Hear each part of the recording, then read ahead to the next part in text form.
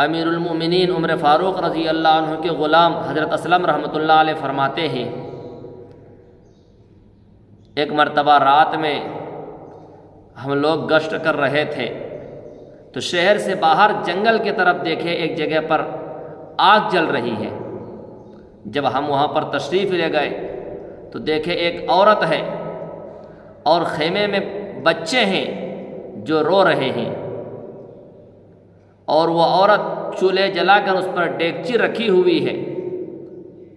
تو امیر المؤمنین عمر فاروق رضی اللہ عنہ نے اس عورت سے پوچھا، یہ بچے کی رونے کی آواز کیسی ہے؟ کہنے لگی، بچے بھوک کی وجہ سے رو رہے ہیں۔ اور پوچھا، یہ ڈیگچی میں کیا ہے؟ تو کہا کہ اس میں پانی گرم کر کے رکھا ہے تاکہ بچے کو تسلی ہو جائے اور بچے سو جائے۔ امیر المؤمنین عمر کا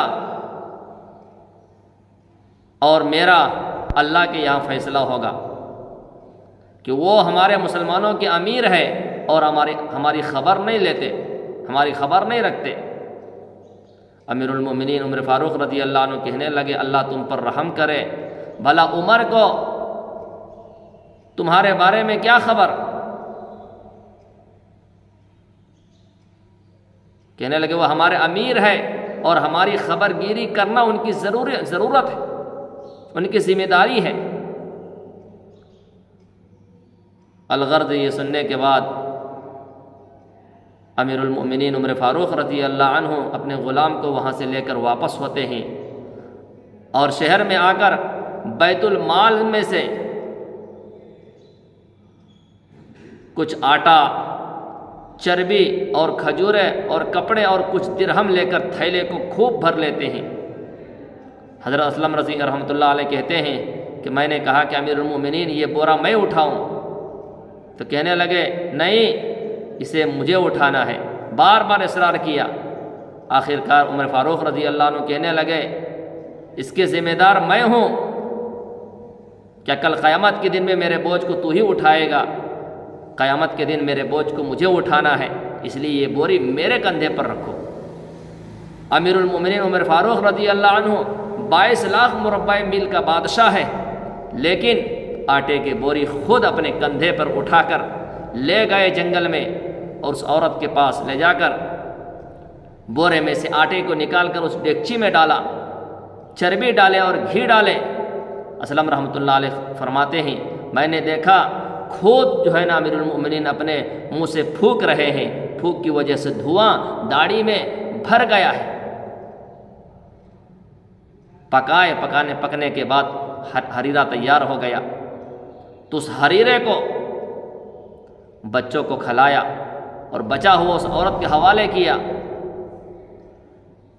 تو امیر المؤمنین کا یہ عمل دیکھ کر وہ عورت کہنے لگی، بجائے عمر کے امیر المؤمنین کے تم امیر المؤمنین بنتے، تم اس کے مستحق تھے۔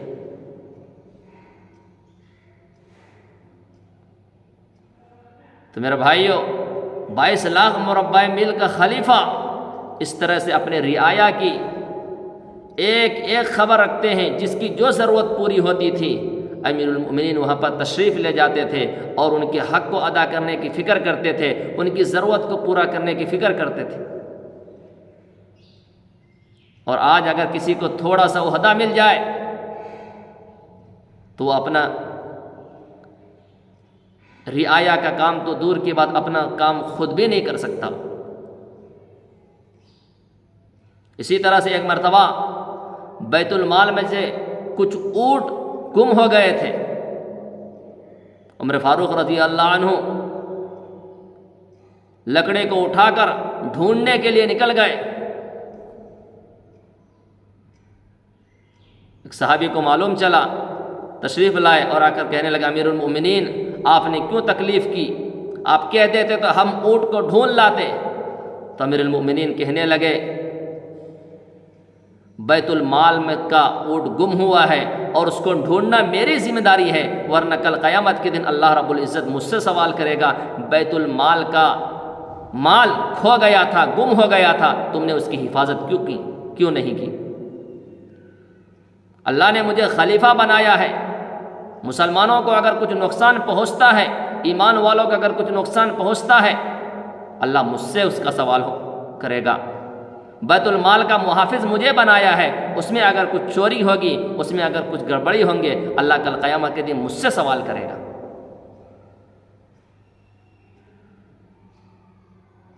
ایسی حکومت کی، سادے مزاج کے اتنے بڑے بادشاہ، رہن سہن، ہر ہمیشہ کانپتے تھے، ہر ہمیشہ ڈرتے تھے، کبھی کہتے تھے کاش میں تنکا ہوتا، کبھی فرماتے کاش میری ماں نے مجھے جنا ہی نہ ہوتا،